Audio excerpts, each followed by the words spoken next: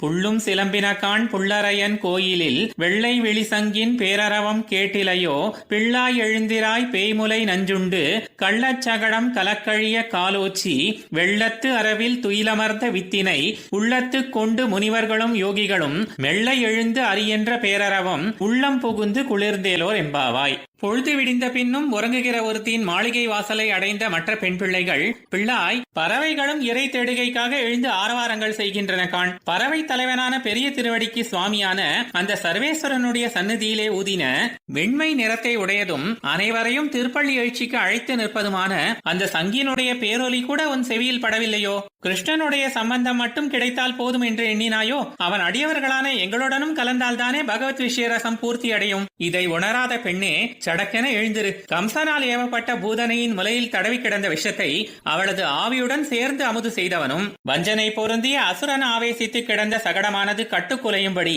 தன் திருவடியை மேலே தூக்கி உதைத்து அருளினவனும், திருப்பார்கடலிலே திருவனந்தாழ்வான் மீது திருக்கண் வளர்ந்து அருளின அந்த ஜெகத்காரண பூதனமான எம்பெருமானை மனநசீலரான ரிஷிகளும் யோக பயிற்சியிலே ஊன்றியவர்களும் தமது ஹிருதயத்திலே அமர்த்தி கொண்டு அப்பெருமான் அசையாதபடி சாவதானமாக எழுந்து ஹரிர் ஹரிஹி என்று கூறிய பேரொலியானது எமது நெஞ்சினுள் புகுந்து குளிர்ந்தது. இனியாகிலும் எழுந்திரு என்று அவளை உணர்த்துகின்றபடி அழைக்கின்றனர்.